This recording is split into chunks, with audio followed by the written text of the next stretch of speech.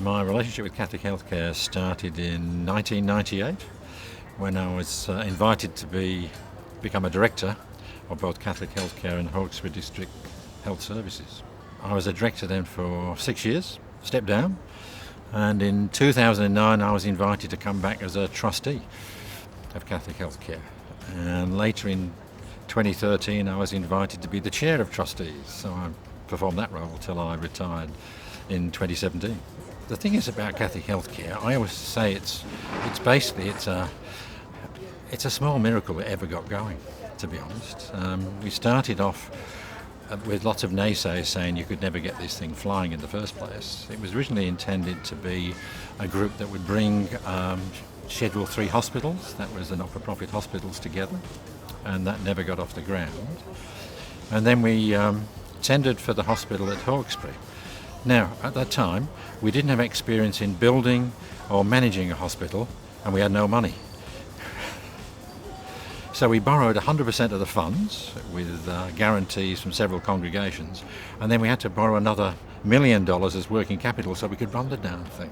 A new organisation that could have gone under quite easily, but we managed to keep it going, and nobody ever doubted that it would be successful. I think the fact that it's been so successful is a real feather in the cap of all those who've been involved in it. But yeah, without Chris Rigby, the organisation would have never got to where it was. Absolutely impossible. So he was a good leader. He was a good leader through the board in guiding us as to what we should be doing, and he was an excellent leader with the executive, and he was fabulous with the staff. So, you know, he was the perfect person to lead this type of organisation. I was really honoured to be asked to become a trustee, because the trustees are mainly responsible for the mission, and I always thought the mission was heart and soul of the organisation. So, yeah, I was really chuffed to be asked to be a trustee. I realised several years ago that there was no history of Catholic Healthcare. There was a very brief one done when Chris Rigby left, but it was extremely brief, and I thought it'd be a good idea to try and put together what the history of the organisation was. So I've spent the last few years writing a history of the organisation, and the idea is it will be updated annually. But I was mainly concerned to get those first 5 to 10 years down on paper with the recollection of all the people who were involved, so we had an accurate record. And I think I've achieved that, but we'll see when people read the book.